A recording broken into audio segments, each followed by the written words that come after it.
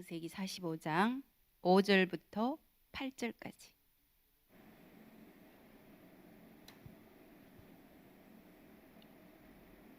네, 함께 우리 합독하도록 하겠습니다. 5절부터 8절까지. 당신들이 나를 이곳에 팔았다고 해서 근심하지 마소서. 한탄하지 마소서. 하나님이 생명을 구원하시려고 나를 당신들보다 먼저 보내셨나이다. 이 땅에 2년 동안 흉년이 들었으나 아직 5년은 밭갈이도 못하고 추수도 못할지라.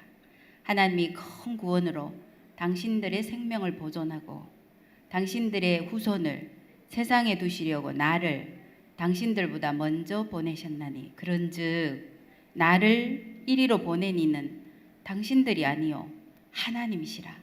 하나님이 나를 바로에게 아버지로 삼으시고 그 온 집의 주로 삼으시며 애국 온 땅의 통치자로 삼으셨나이다. 아멘. 우리 오늘 창세기 45장을 통하여서 하나님이 우리에게 말씀하시고자 하는 것을 통하여서 우리의 삶에 고난의 문제, 위기의 문제가 왔을 때 어떻게 이 문제를 풀어갈 수 있겠는가? 오늘 45장의 요셉의 고백과 또 45장 끝에 야곱의 고백을 통하여서 우리도 오늘 이 예배를 하나님께 드림으로 요셉의 고백, 야곱의 고백이 우리 삶에 그대로 우리도 할 수 있는 그런 깨닫는 복이 임하기를 주의 이름으로 축복합니다. 고린도전서 10장 11절을 보면 이렇게 기록되어 있습니다. 그들에게 일어난 이런 일은 본보기가 되고 또한 말세를 만난 우리를 깨우치기 위하여 기록되었느니라 라고 말씀하십니다.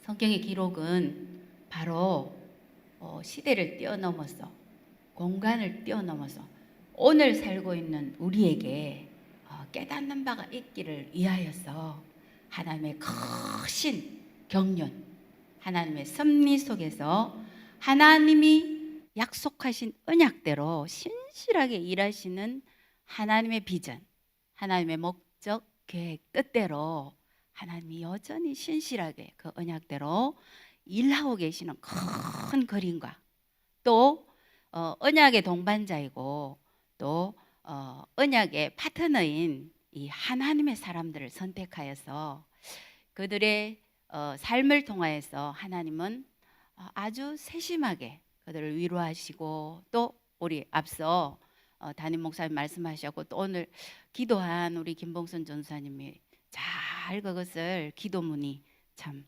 아름답게 올려졌는데, AS 하시는 우리 있는 모습 그대로가 아닌 하나님의 말씀을 언약을 지켜나갈 수 있는 하나님의 사람이 되도록 하나님께서 이렇게 가까이에서 크게는 하나님의 경륜을 따라 이 세상을 경영하시는 하나님이시지만 또 세밀하게는 작게는 우리 각자 개인의 삶에서 치료하시고 또 AS 하셔서 하나님이 사람이 되게 하시는 이 놀라운 사실들을 이제 창세기 27장부터 50장까지가 바로 야곱과 그의 12아들들에 대한 이야기가 기록되어 있잖아요. 특별히 오늘 45장은 그 고난과 환난 속에 있던 요셉의 절정, 요셉이 30세에 그 유목민으로 있던 그 철부직이 요셉 소년이 애굽으로 이끌려 이렇게 30세에 고난을 딛고 총리가 되잖아요. 이것이 하나님이 말씀하시는 절정인가? 네, 그것은 바로 절정은 아닙니다. 하나님이 이끄시는 길에 전개 상황이지. 오늘 드디어 45장에 보니까 이제 하나님이 요셉의 고백이 있고 45장 끝에는 이름을 바꾼 야곱이 이름을 바꾸고 이스라엘이 됐잖아요. 하나님과 겨루 이겼다. 네. 그래서 이스라엘의 그 신앙의 고백이 담겨 있어요. 저와 여러분이 오늘 요셉의 고백과 이스라엘의 고백이 나의 고백이 되는 귀한 밤, 이 예배가 은혜가 있는 밤이 되시기를 주의 이름으로 축복합니다. 요한복음 4장 23절에는 이 예배에 대하여 아버지께 참되게 예배하는 자들은 영과 진리로 예배할 때가 오나니 곧 이때라. 지금 우리가 코로나 시대가 닥쳐서 참 비대면 예배로 이렇게 드리고 있지만 그래도 여전히 영상으로 우리는 예배 드릴 수 있고 집에서도 동참을 할 수 있는 지금 은혜의 때다. 아버지께서는 자기에게 이렇게 예배하는 자들을 뭐 하신다? 찾으신다. 하나님이 이제 영과 진리로 예배하는 저와 여러분에게 오늘 하나님이 찾으시는 그 한 사람, 그 한 사람의 예배하는 자가 되시기를 주의 이름으로 축복합니다. 4장 24절에는 하나님은 영이시니 예배하는 자가 영과 진리로 예배할지니라. 아멘. 하나님의 영에 충만하게 붙들게 되는, 붙잡히는 밤이 되시기를 주의 이름으로 축복합니다. 하나님의 말씀이 바르게 선포되며 하나님의 목적과 계획과 뜻이 전달되는 이 예배가 하나님이 찾으시는, 기뻐하시는 참된 예배가 되시기를 주의 이름으로 축복합니다. 할렐루야. 자, 요셉이라고 하면 바로 어떤 수식어가 가장 많이 생각이 나십니까? 가장 많은 사람들이 요셉을 보고 꿈꾸는 자다. 꿈하고 많이 연결을 짓습니다. 맞습니다. 그러나 꿈꾸는 자라고 한 이 표현은 요셉을 죽이려고 하고 팔아넘겼던 그들의 형들이 했던 말이에요. 오히려 꿈꾸는 자들이라는 표현보다 오히려 오늘 45장 5절에 보니까 당신들이 나를 이곳에 팔았다고 해서 근심하지 마소서, 한탄하지 마소서. 하나님이 생명을 구원하시려고 나를 당신들보다 먼저 보내셨나이다. 아멘. 먼저 보내심을 받은 자다.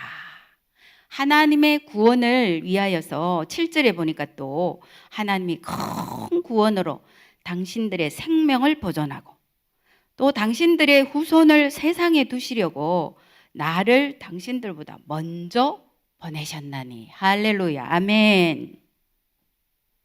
오히려 꿈꾸는 자라는 표현은 그들의 형들이 한 거지만 하나님 앞에서 이 요셉의 고백은 하나님이 생명을 구원하시려 먼저 보내신 자다. 즉 하나님의 목적과 계획과 뜻, 비전을 이루시기 위해서 먼저 보낸 자, 사도다. 사명을 받은 자다 하는 것이죠. 먼저 보내심을 받았다.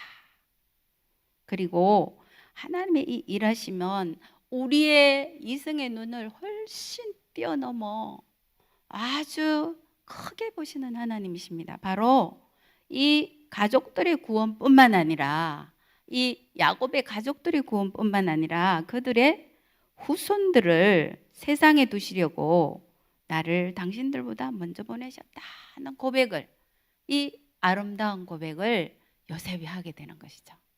저와 여러분이 세상을 살면서 문제 없이 평탄하게만 살아온 사람을 본 적이 없어요. 여러분 혹시 보셨는지요? 혹시 오늘도 생각지도 못한 마음의 고난, 관계의 고난, 물질의 고난, 또 여러 가지 가족들로 인한 이런 고난, 예기치 못한 기근, 코로나 등등으로 참 이 세상을 사는 동안 수많은 아픔과 고난 속에서 여러분 혹시 오늘 또 실험하고 계시지는 않으셨습니까? 누구나 다 아픔과 고통이 있는 것 같습니다. 그러나 야곱의 인생과 그의 아들들의 인생의 이 가족사를 보면 세밀한 하나님의 손길 속에서 이 가정을 보면 참 인간의 눈으로 볼 때 상처투성이의 가정인 것 같아요. 그래서 우선 오늘 37장 이후에 요셉이 가장 많이 등장하는 것 같지만 야곱의 이야기가 계속 이어지고 있는 것이거든요. 근데 요셉이 참 얼마나 이 고난 속에 있었어요, 그죠? 우선은 세 사람을 한번 살펴보고자 하는데 야곱, 그 다음에 유다, 그리고 요셉을 한번 살펴보려고 합니다. 왜냐? 아브라함의 하나님, 이삭의 하나님, 야곱의 하나님이시잖아요. 그럼 12아들 중에서는 그 장자권을 누가 이제 영적 권위를 가지게 됐는가? 이 역대상 5장 1, 2절에 보면 바로 이 장자의 명분은 요셉의 아들들, 즉 요셉에게 이어져 내려가요. 그러면 유다는 어떻게 되느냐? 유다는 영적인 권위를 지리자로, 주권자로 그 유다의 후손을 통하여서 바로 예수 그리스도의 오실 길을 예비하면서 성경에 면면히 그 후손들의 이야기들이 쭉 기록되면서 마침내 하나님께서 약속하신 그 후손 예수 그리스도의 오실 길을 예비하는 영적인 권위를 이제 부여받게 되죠. 그래서 이분들이 정말 하나님의 언약의 동반자, 파트너로서 처음부터 그랬는가? 이제 한번 보게 되면 43장을 보면 이제 야곱이 나오잖아요, 그죠? 42장에 보면 이제 본격적인 이야기가 이제 진행이 되는데 여기 월요일 날 여러분 새벽 설교에 42장을 함께 보았잖아요. 거기 보니까 야곱이 애굽에 곡식이 있음을 보고 그리고 2절에는 들었다 그랬어요. 그렇죠? 100세가 넘었어요, 야곱이 이제 양식이 떨어졌어요. 흉년 1년 차가 되니까. 그래서 이제 애굽에 곡식 사오는 사람들이 있었을 거 아니에요, 그죠? 그래 그것을 보기도 하고 듣기도 하는 이 야곱은 지난날의 인생을 보면 자기에게 주어진 현실에서 굉장히 그 팩트에 사실적인 그 환경 그게 굉장히 나름 아주 최선을 다하는 이 사기꾼 같은 기질이 있어서 여러 번 속이기도 하고 아버지를 그렇죠 형을 또 속이기도 해가지고 팥죽 한 그릇에 장자의 명분을 사기도 하고 아버지를 10번이나 속이기도 하고 그렇게 하잖아요. 나름 최선을 다해요. 다 보면은 야곱이 참 우리가 닮은 점이 너무 많은 것 같아요. 그리고 주어진 환경에 나름 자신의 의로 자신의 의지로 최선을 다하는 거예요. 그리 할 뿐 아니라 자기가 좋아하는 거, 사랑하는 거. 라헬을 사랑했잖아요. 일찍 죽죠. 그러다 보니 그가 남긴 요셉을 사랑하게 되고 또 베냐민을 사랑하게 되는데 이거는 애착을 넘어 집착에 가깝게 됨으로 말미암아 이를 통하여서 야곱 가정의 이 아들들이 참 상처투성이의 역사가 우리가 쭉 보게 됐잖아요. 그죠? 그래서 이거 왜 곡식 사오지 않느냐 그러죠. 그러나 성경에 다 기록되어 있지만 우리가 짐작컨대 이 지금 40이 넘은 야곱의 아들들이 왜 애굽으로 양식을 사러 못 갑니까? 바로 애굽에 팔아넘긴 요셉 죄를 짓고 나면 그것을 돌아보기도 어렵다는 거 아닙니까? 그것으로 방향도 고개를 못 돌리는 게 인간의 범죄한 인간의 심리잖아요. 근데 아버지가 이렇게 말하니까 마침내 이제 그것을 사러 가게 되잖아요. 그죠? 그래서 이제 양식을 사러 가가지고 이제 사건이 벌어지면서 이제 3일 동안 갇히는 속에서 이제 깨닫게 되는 것이죠. 그죠? 그래서 이제 43장 14절에 보면 43장 14절에 보면은 43장 14절 거기 보면 야곱이 이런 일련의 모든 과정을 다 겪어요. 자기 스스로 뭘 해보려고 했는데 제가 나이를 세보진 않았지만 책을 보니까 야곱이 70살에 결혼을 했다네요. 70살에. 그리고 20년 후 90살에 90살에 그 약복강 사건이 있어서 절름발이가 됐다 하네요. 참 고난이 참 많은 사람이에요. 그죠? 그럼 온갖 고난을 다 겪죠. 그 이제 여기 42장에도 이제 여전히 아들들에게 이렇게 신뢰받지 못하고 베냐민을 편애하고 있는 이런 과정 속에서 이제 그 43장 14절에 보니까 2절을 보면 43장 2절을 보면 야곱이 좀 변해요. 유다가 그 42장에 보면 참 아버지를 이렇게 마음으로 잘 조리 있게 설명하면서 마음이 녹아지면서 2절에 보면은 양식을 조금 사오라고 그래요. 조금. 이게 조금 사오라는 이 표현은 야곱의 인생으로서는 참 어울리지 않는 표현이에요. 늘 라반의 집에 가서도 뭐합니까? 인간적인 꾀로 JQ를 돌려가지고 얼룩얼룩한 무늬, 그죠? 이런 것들을 막 신풍나무를 물에 띄워가지고 보게 해가지고 막 낳는 인간적인 수를 굉장히 많이 사용하는 사람이잖아요. 그 약복강을 건너기 전에도 뭐합니까? 자기는 제일 뒤에 가 있고 이게 덜 사랑하는 사람부터 앞으로 해가지고 사랑하는 사람을 제일 뒤에 놓고 이런 그 JQ를 많이 사용하던 사람이 14절에 보니까 43장 14절에 보니까 야곱 인생의 이 기나긴 위기와 환란의 문제, 어려움의 문제, 마음의 고통, 그렇죠? 요셉을 형제들이 자식들이 거짓말하는 바람에 살아있는데도 불구하고 잃어버리고 평생을 고통하면서 살잖아요. 그런데 14절에 자기의 모든 붙잡고 있던 것들을 내려놓는 고백을 합니다. 우리 함께 한번 읽어볼까요? 43장 14절. 네, 전능하신 하나님께서 그 사람 앞에서 너희에게 은혜를 베푸사 그 사람으로 너희 다른 형제와 베냐민을 돌려보내게 하시기를 원하노라. 내가 자식을 잃게 되면 이러리로다. 그죠? 야곱이 어떤 사람입니까? 자기가 차지하려고 했던 것에 엄청 집착하고 자기 나름대로 의지를 최선을 다하던 사람이 43장에 왔어야 이제 양식이 없어 죽게 생겼어요. 이 사실 앞에서 누구를 찾습니까?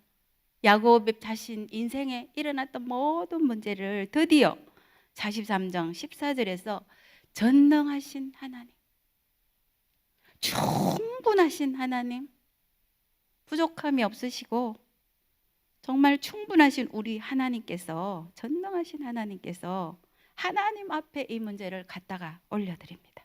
은혜 베푸시기를 원한다. 기도하는 장면이죠. 그렇죠? 축복하는 장면. 하나님을 이제 의지할 수밖에 없는. 그래서 뭐라고 합니까? 마지막 보루로 베냐민을 붙들고 있었는데 뭐라 합니까? 베냐민을 데려와야지 곡식을 주겠다고 하니까 내가 자식을 잃게 되면 이러리로다. 사람이 점체 자기 자신을 돌이키고 바꾸지를 못합니다. 어떤 사람 심지어 그런 말을 하잖아요. 사람 바꾸지 못한다. 사람 고쳐서 쓰지 못한다. 그러잖아요. 하나님 고치십니다. 사람 못 고칩니다. 정말입니다. 사람은 사람을 고치기 어렵습니다. 특별히 가족과는 더 어렵습니다. 부부과는 더 어렵습니다. 가르치려고 하는 순간부터 문제가 더 발생합니다. 기도하는 것이죠. 하나님께 맡겨야 되는 것이죠. 그래서 마지막 보루로 붙들고 있는, 생명처럼 붙들고 있는 자식을 잃게 되면 이러리다. 다 내려놓는 것이죠. 그리고 누굴 바라봅니까? 하나님을 바라보죠.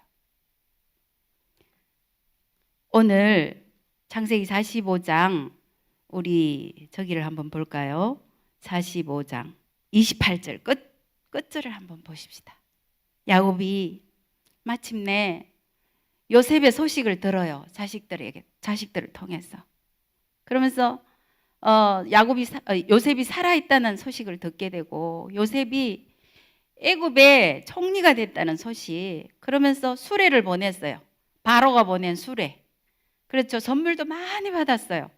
그래서 거의 죽게 됐을 텐데 마음의 고민 때문에 27절에 보면 기운이 소생했다고. 이 말은 무슨 말이냐? 사람이 진짜 죽을래야 죽을 것이 아니라 마음이 힘들면 살았으나 죽은 사람 같이 되는 거예요. 마음의 고민이 너무 심하면 살았으나 죽은 사람.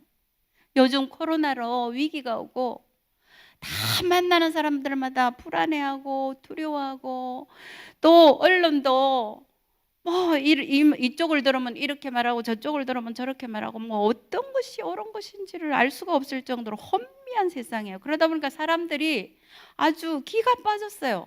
기운이 다 떨어졌어요. 그런데 기쁜 소식을 들으니까 이 영적인 힘이 솟았어요. 우리는 영적인 힘이 떨어질 때 하나님의 말씀을 공급받으면 이 영적인 기운이 소생하는 것을 알 수가 있어요. 여기 28절에 보니까 한번 띄워줘 보세요. 야곱이 오늘 이렇게 고백합니다. 이스라엘이 이르되 조카도다. 내 아들 요셉이 지금까지 살아있신, 내가 죽기 전에 가서 그를 보리라 하니라. 다 죽어가던 야곱이, 이스라엘이 힘이 생겼어요. 조카다. 조카다. 여러분, 야곱이 바로 앞에 가가지고 이제 좀 더 뒤로 나가면 험악한 130년 인생을 살았다고 고백합니다. 정말 절대절명의 위기에 빠져본 사람만이 그 현실을 뛰어넘어 일하시는 하나님을 바라볼 때 이렇게 고백할 수 있는 거예요. 조카다. 죽을 만큼 어려운 상황에 도달해 본 사람만이 그 현장에서 하나님을 바라보게 될 때 모든 상황과 상관없이 하나님을 바라보는 생각, 족하다, 만족하다. 지금 뭐라고 합니까? 내 힘으로 안 됐던 거, 나는 죽은 줄 알았는데 하나님이, 이렇게 표현은 안 했지만 그 고백 속에 들어있어요. 내 아들 요셉이 지금까지 살아있어요. 누가 살렸습니까? 이 아들들이 거짓말 했지 않습니까? 평생을 가슴에 자식을 묻고 자식이 죽으면 가슴에 묻는다는데 고통하며 살았어. 내가 죽기 전에 가서 그를 보리라. 하나님이 하신 일을, 여기 요셉이 살아있는 것을 보러 가겠다는 거예요. 감사하는 거죠. 이 표현 속에 다 묻어져 있는 것이죠.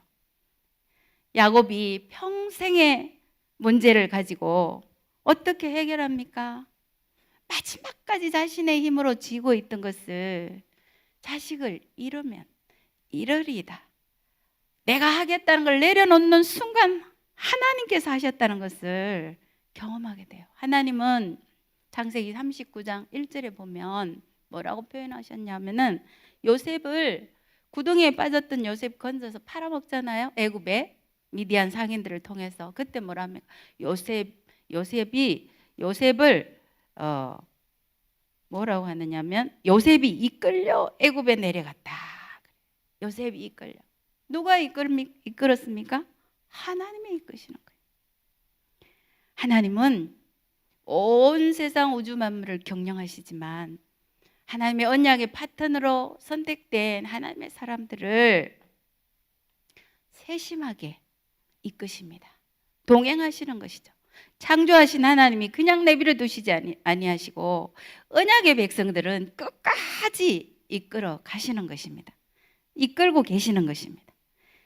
그래서 야곱이 이렇게 43장 14절에 전능하신 하나님 앞에 내 인생에 부들부들 떨고 내가 하려고 했던 모든 것을 내려놓으면서 마침내 족하다 하는 고백을 합니다. 인생이 다 해결된 게 아니라 소식을 듣고 지금 이렇게 하는 거잖아요. 여러분과 제가 인생 말년에 하나님 앞에 쓸 때 족하였도다. 하나님과 함께 했던 인생이, 나의 인생길이 달달하고 새콤하고 시큼하고 아프고 여러 가지가 다 어울려 있었지만 하나님이 나와 함께 하심으로 족하였나이다. 이렇게 고백하는 저와 여러분이 되시는 복을 받으시고 누리시기를 주의 이름으로 축복합니다. 하나님이 하십니다. 우리 이 교회를 지을 때도 참 담임 목사님의 큰 믿음과 여러분들이 기도하면서 함께 하신 것 때문에 하나님이, 담임 목사님 늘 뭐라고 하셨습니까? 하나님이 하셨다고. 제가 그때 느끼는 것보다 요즘 창세기를 하야통삼 하면서 이렇게 면면이 하나님의 사람들의 이 모습을, 변해가는 모습을 보면서 하나님이 하신다는 이 섭리를 더욱더욱 깨닫게 됩니다. 시간 속에서 깨닫는 것이 날마다 달라지는 것 같아요. 두 번째는 이제 44장에 43장과 44장에 나오는 바로 유다를 이제 한번 볼 수 있는데, 유다가 뭐라고 고백합니까? 44장 16절을 한번 띄워줘 보세요. 유다는 어떻게 됐습니까? 요셉을 애굽에 파는데 제일 앞장섰어요. 그 다음에 마음에 범죄함으로 인한 고통 때문에 멀리 이방으로 떠나가서 숱한 영적 아주 그냥 밑바닥에 굴렀죠. 큰아들 죽고 둘째 아들 죽고 또 다발 며느리를 통하여 베레스와 그 상동이 놓게 되잖아요. 그렇죠? 네, 인생의 밑바닥까지 다 내려갔어요. 그러면서 평생 뭐합니까? 이제 그 요셉을 팔았던 범죄했던 마음을, 네, 그것을 이제 안고 사는 거예요. 안고 사는 거. 그 범죄를 하면 바로 그 범죄 때문에 이 마음의 고통을, 죄값을 치르는 거예요. 마음의 부담감, 죄값으로 마음이 편치 않는 걸 깨닫게 되죠. 그래서 그런 유다가 그 상황 속에서 신앙의 훈련을 받게 되면서 이제 바뀌어 있어요. 43장에 자기가 담보가 되겠다고 하면서 아버지를 아주 설득시키는 그 리더자로서의 면모를 보이더니 44장 16절에는 뭐라고 합니까? 바로 유다도 하나님 앞에 이 문제를 올려드리는 걸 볼 수 있어요. 함께 읽어봅시다. 시작. 유다가 말하되 우리가 내 주께 무슨 말을 하오리까? 무슨 설명을 하오리까? 우리가 어떻게 우리의 정직함을 나타내리까? 하나님이 종들의 죄악을 찾아내셨으니 우리와 이 잔이 발견된 자가 다 내 주의 노예가 되겠나이다. 이 은잔을 이제 요셉이 다양하게 이 형들이 시간 속에서 변화가 있나? 자기를 팔은 것처럼 지금도 거짓과 술수에 빠져 있는가 알고 싶죠. 진실함을 알고 싶죠. 또 동생 같은 엄마 라헬에게서 난 베냐민이 잘 있는가? 혹시 형들이 또 베냐민을 괴롭히지 않는가? 또 사랑하는 아버지 야곱은 자기는 이렇게 살아있는데 형들의 거짓말 속에서 얼마나 비탄해하고 있을까 궁금한 것이죠. 그래서 그 요셉이 이 은잔은 뭐냐면 애굽에서 물을 부어가지고 점치던 그런 도구예요, 도구. 그러면서 그거를 이제 그 베냐민의 자루 속에 집어넣잖아요, 그죠? 그래서 베냐민이 훔쳐간 것처럼 그렇게 일을 꾸밀 때 이들이 어떻게 하는가를 요셉이 지금 보는 거예요. 그랬더니 형들이 바뀌었어요. 예전의 형들이 아니에요. 시간 속에서 이 유다가 참 많이 바뀌었습니다. 뭐라고 지금 읽은 말씀에 보니까 아무 할 말 없다는 거예요. 변명 안 합니다. 그리고 후회하지 않고 앞에서 43장, 42장 여기 보면은 이제 다른 루벤 큰아들이나 또는 여러 형제들이 서로 원망하고 후회는 하는데 깨끗한 해결을 안 하는 것이죠. 우리가 잘못했을 때, 범죄했을 때 하나님이 원하는 것은 후회 원하는 게 아니에요. 이 야곱의 12아들들은 뭐 했냐면은 이 성경을 읽어보면 과거에 붙잡힌 사람들이에요. 아까 42장 서두에 말한 것처럼 애굽으로 곡식을 구하러 못 내려가는 겁니다. 왜 그렇습니까? 과거에 요셉에게 했던 범죄가 있기 때문에 과거에 붙들려서 현재의 고통 속과 미래를 내다보지 못하는 40살이 넘어가지도 어정쩡한 상태예요. 이 범죄야말로 하나님이 사람을 범죄 가운데 있고 회개하지 않을 때 그 사람은 더 이상 신앙의 성장이 어려운 겁니다. 근데 오늘 44장 16절에 유다는 보니까 내 주께 무슨 할 말이 있겠냐, 무슨 설명을 할 게 있겠냐, 우리가 어떻게 우리의 정직함, 진실함을 나타내리까. 하나님이 자신들의 종들의 죄악을 찾아냈대잖아요. 요셉에게 했던 일이 하나님이 드러나게 하셨다고 지금 고백하잖아요. 자기들이 잘못했다는 것을 지금 말하잖아요. 우리와 이 잔이 발견된 자가. 그리고 또 뭐라고 합니까? 베냐민한테 예전 같으면 요셉 팔아넘겼을 때 형들 같으면 뭐라고 했겠어요? 베냐민 보고 너는 어떻게 이런 일을 했냐?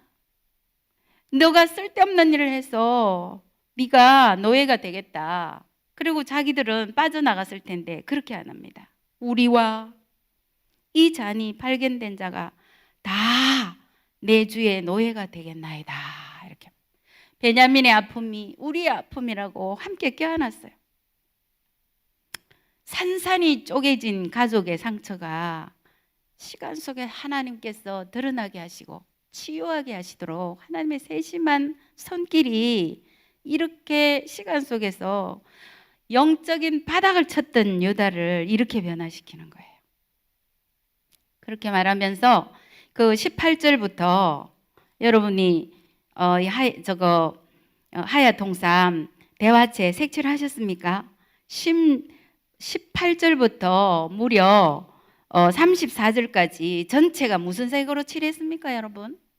유다는 연두색입니다. 12아들들은. 그렇죠? 요셉은 장자의 명분을 받았기 때문에 여기서 초록색이 되지만 유다는 연두색으로 칠해요. 그렇게 장황하게 요셉 앞에 아주 설득력 있게 이야기를 풀어가요. 30절에 보니까 아버지의 생명과 아이의 생명이 서로 하나로 묶여 있다고 말을 해요. 그렇죠? 아버지가 얼마나 고통했는지를 봤어요. 오랜 시간 동안 22년의 세월이 지금 지나갔어요. 시간이. 지금 흉년 2년째니까. 그렇죠? 30세, 13년, 7년 풍년. 그래서 20년, 그다음에 흉년이 2년이니까 22년이 됐어요. 아버지의 생명과 아이의 생명이 서로 하나로 묶여 있다. 보는 눈이 깊어졌어요. 아버지가 굉장히 그 요셉을 잃고 나서 이 베냐민에게 애착을 느끼고 있는 것을 예전 같으면 또 어떻게 했겠어요? 시기하고 질투하고 또 아주 그냥 없애버리고 싶은 이런 것들이 있었을 텐데 바뀌었어요. 눈이 바뀌었어요. 눈이 바뀌어야 될 줄 믿습니다. 우리가 가정생활을 하다 보면 이제 결혼해서 살잖아요. 남편은 바깥 일을 하고 아내는 또 자녀를 기르면서 가정일을 하죠. 눈이 바뀌어야 됩니다. 눈은 어디에서부터 출발합니까? 마음의 생각에서부터 출발하는 것이죠. 남편이 바깥 일을 하는 건 매우 어렵습니다. 입장 바꿔 한번 위치 바꿔서 한번 해보면 아내가 남편 일을 해보면 압니다. 또 남편이 하루 종일 애 키우면서 집안에서 한번 해보면 압니다. 얼마나 힘든 건지. 저는 바깥 일도 해보고 아내 일도 해보니까 둘 다 힘들어요. 이렇게 설교를 한 편을 준비하려면 하루 종일 먹는 둥 마는 둥. 그러니까 담임 목사님은 매일 눈 뜨면 설교 준비를 하니 심정을 알게 되는 것이죠. 또 가정에서 일을 하다 보면 오늘 해놓은 일이 조금 있으면 애들이 엎어버리면 아무것도 한 것 같지를 않아요. 빨래해서 널었다가 개키면 그 다음날 또 입어버리고 또 수북하게 생기고 아무것도 한 것 같지가 않아요. 인생이 창세기 5장이 생각이 나네요. 낳았더라, 지내며 죽었더라. 쭉 계보가 나오잖아요. 아담의 계보. 다 그렇게 표현되어 있어요. 낳았더라, 누가 누구를 낳았더라, 지내다가 죽었더라. 특별한 게 없습니다. 하나님의 사람들은. 바로 앞장 4장에 보면 이제 반대로 이 하나님의 백성이 아닌 사람들은 아주 한 일들이 많이 기록돼 있어요. 뭐 퉁수를 부는 자, 악기를 만드는 자, 뭐 철기를 만드는 자, 이렇게 기록돼 있는데 하나님의 사람들은 별 특별한 게 없어요. 지내다가 죽었더라. 그러나 지내다가가 굉장히 중요합니다. 오늘 45장에 후손들의 이야기가 나오잖아요. 오늘 우리가 33일 영혼을 우리가 찾자, 이 어려운 코로나 시대임에도 불구하고 했는데, 나 한 사람이라도 전도를 해서 그 사람이 바뀌면 세계사가 바뀔 수도 있는 거예요. 놀라운 일이 바뀔 수가 있는 거예요. 단 한 사람 전도했다 하더라도. 사무엘을 키워낸 한나는 어떻게 됐습니까? 사무엘 한 사람을 얻으려고 하나님께 기도하면서 키웠더니 사무엘 한 사람으로 이스라엘의 역사가 바뀌지 않습니까? 링컨 한 사람으로 역사가 바뀌지 않았습니까? 예수님 한 분으로 온 세계에 죽어가던 사람들이 소망을 얻고 오늘 이렇게 살아가고 있지 않습니까? 예, 눈이 바뀐 거예요. 눈이 바뀌어야 됩니다. 바깥에서 일하고 들어왔던 남편이 힘들어도 집에 있는 아내와 아이들을 바라보는 눈이 필요합니다. 위로하는 눈이 필요합니다. 아내 역시 마찬가지입니다. 남편이 바깥에서 얼마나 힘들고 질서 속에서 눈치 봐야 되고 맡겨진 일을 해결해야 되는, 또 가족들을 부양해야 되는 그 부담감, 더구나 이 코로나 시대 때 얼마나 어렵습니까? 눈이 바뀌어서 서로 위로하고 살펴보며 깊은 눈으로 가족들의 심정까지, 성도들의 심정까지 바라보는 저와 여러분이 되시기를, 유다의 눈이 되시기를 주의 이름으로 축복합니다. 그래서 아버지에게 담보가 되겠다고 하고 또 뭐 합니까? 대신 생명을 대신하겠다고 고백을 하고 있잖아요. 그죠? 생명을 대신한다. 그래서 유다의 모습에서 참 유다와 요셉은 정말 여기에 12아들 중에서 영적인 하나님의 사람으로서, 한 사람은 장자의 명분을, 한 사람은 치리권을, 규를 받고, 그죠? 그 통치권을 받아서 예수님이 오실 길을 예비하는 이 놀라운 이 영적 거장들이 되잖아요. 그죠? 하나님이 하신 거예요. 훈련 속에서. 그래서 하나님의 사람은 그냥 되는 것이 아니에요. 하나님이 시간 속에서 우리들의 부족한 부분, 아브라함 찌질이 아니었습니까? 인생 이삭은요, 조금 모질한다고 해서 모질이라 하더만. 재미있게 표현하시되 찌질이, 모질이. 또 야곱은 뭡니까? 저 사기꾼 같은 악착하다는 악착이. 또 오늘 요셉은 어떻습니까? 요셉은 철이 없어요. 철부지기. 그렇죠? 이 사람들을 하나님이, 또 유다는 아주 영적으로 땅바닥을 쳤던 사람 아닙니까? 하나님이 하셨습니다. 저와 여러분이 인생을 사는 동안에 얼마나 어려운 여러 가지 시련과 어려움이 와도 하나님의 손에 우리의 인생을 의지하고 올려드리면 하나님이 여전히 우리와 동행하시면서 AS 하셔서 하나님의 아름다운 동행으로 우리를 아름다운 고백을 할 수 있도록 바꾸실 줄을 믿습니다. 할렐루야. 네. 그래서 이 유다의 고백 참 놀랍죠. 하나님이 종들의 죄악을 찾아내셨다. 맞습니다. 하나님의 사람으로 쓰임 받으려면 태어나서 죄 안 지은 사람 누가 있겠습니까? 상담학에서는 이것을 상처라고 말하지만 성경에는 바로 이것이 하나님을 빼버리고 하자를 빼버리고 내가 인생의 하나님이 되어서 나님이 인생이 된 모든 인생들이 죄로 범벅이 된 세계로 살고 있잖아요. 하나님 찾지 않아요. 내가 내 인생을 살려고 하면서 바벨탑까지 지었잖아요. 지금도 마찬가지입니다. 하나님 없는 인생, 하나님이 기뻐하지 않는 것이에요. 그래서 유다가 이런 고백을 하고, 또 오늘 요셉은 읽어드린 45장 5절에서 8절까지 해서 바로 뭐라고 합니까? 45장 5절에 하나님이 생명을 구원하시려고 나를 당신들보다 먼저 보냈다 그래요. 우리가 살아가면서 내가 누구인가를 찾는 것이 참 중요한 것 같아요. 정체성이라고 하죠. 바로 요셉은 정말 닮고 싶은 사람이 누구냐 성경에서 물어보면 아마도 요셉이 가장 많이 선택되지 않을까. 그렇죠? 어려움 가운데서도 요셉의 면면은 뭡니까?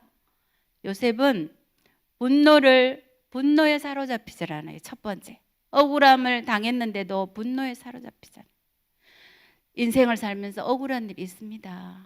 특별히 가장 죄 없이 억울함을 당한 사람이 누굽니까? 우리 예수님 아니겠습니까? 그러나 예수님은 그 분노를 자신을 십자가에 매달은 사람들에게 돌리지 않습니다. 오히려 그들을 내려다보면서 저들의 죄를 용서해달라고 기도하지 않았습니까? 그 예수님의 모습을 요셉이 참 많이 가지고 있는 것 같습니다. 그래서 분노를 자신에게 돌리지 아니하고 뭐 했습니까? 분노를 오히려 주어진 현실에 하나님이 나와 동행하시는 하나님이 함께 한다는 사실을 잊지 아니하고 믿음으로 말미암아, 그것이 믿음이죠. 하나님 앞에 내가 있다는 사실이 믿어지는 것이 신앙입니다. 믿음의 사람의 고백이고 태도죠. 그래서 늘 하나님이 나와 함께 있으니까 그 보디발의 아내가 유혹할 때도 사람 앞에 하지 아니하고 자신은 누구 앞에 있기 때문에, 하나님의 눈 앞에 있기 때문에 하나님의 눈 앞에서 살았다. 하나님의 사람이다. 그래서 정체성이 뚜렷했어요. 첫 번째. 두 번째는 뭐냐? 바로 하나님께서 자신에게 꿈으로 자신의 사명을 알려주셨다는 것을 잊지 않아요. 그래서 그 꿈을 늘 가슴에 품고 이제 살아가죠. 그리고 하나님께서 바로 오늘 45장 5절에서 8절에 고백한 것처럼 그 사명을 감당하라고 하나님 나라 일, 생명을 구원하시려고 보냈다는 거. 그죠? 그 일하라고 나를 보냈다. 제가 정말 하야통삼, 다른 분들도 다 은혜를 받으시겠지만 제가 하야통삼 창세기를 하면서 참 많은 것들이 깨달아졌어요. 특별히 뭐가 깨달아졌느냐? 성경의 숲이 보였어요.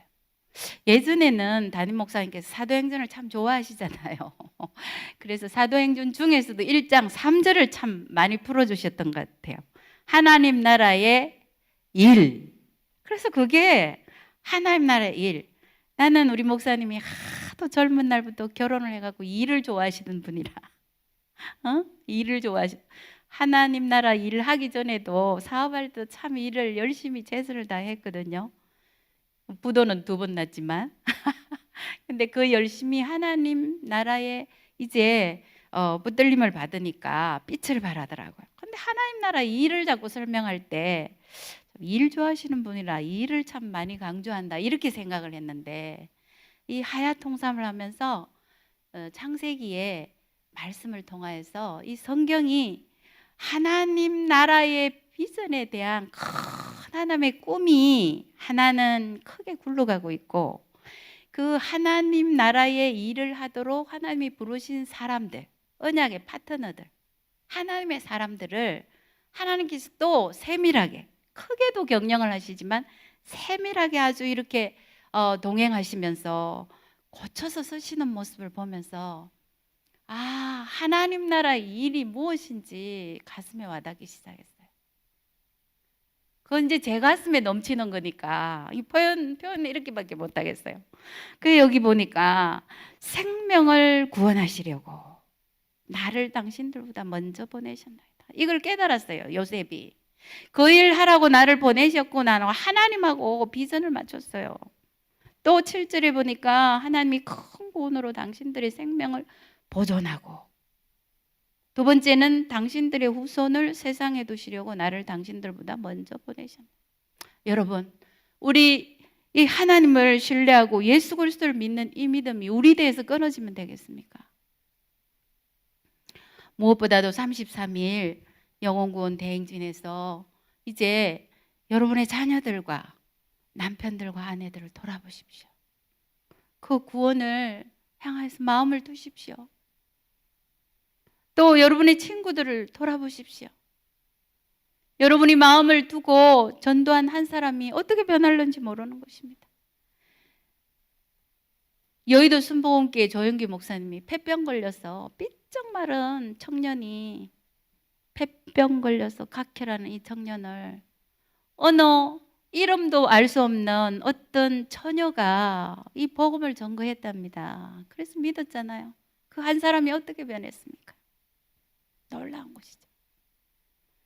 사업에 2번 부도난 김기남 목사님을 하나님 부르셔서 하나님 나라의 일을 깨닫게 하셔가지고 누가 무슨 소리를 해도 성도들이 전도 좀 그만하라고 옆에서 얘기를 해도 하나님께서 비춰주신 그 하나님 나라의 비전을 지울 수가 없는 거예요. 밤이고 낮이고 그렇게 펄펄 뛰시면서 이 비전을 품은 걸 보니 참 요즘 와서 전체적인 눈이 저도 조금은 열린 것 같아요. 담임 목사님 발가락도 못 쫓아갈 것이지만, 그래서 이 하나님을 깨닫는 거예요. 하나님 앞에 나의 문제를 가지고 온 것입니다. 여러분, 믿음이 무엇입니까?